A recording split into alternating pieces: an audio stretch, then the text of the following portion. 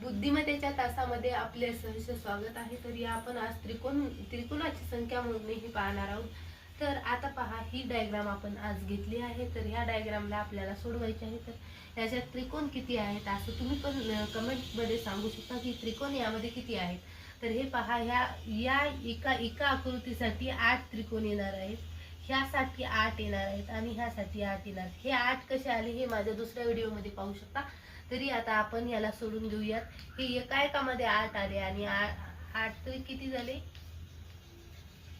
24. तर आता हे 24 झाले.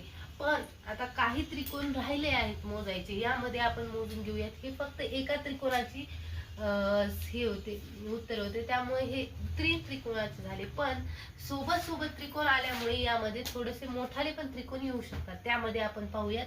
हा एक त्रिकोण आहे, एक यामध्ये हा एक 2, यामध्ये हा एक 3 झाले, यामध्ये हा एक 4 झाले.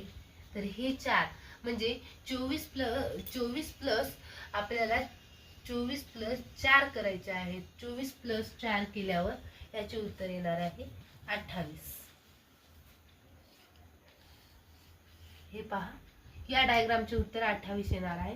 तरी तुम्ही हे 8 कसे आले हे आपल्या अगोदरच्या व्हिडिओमध्ये पाहू शकता.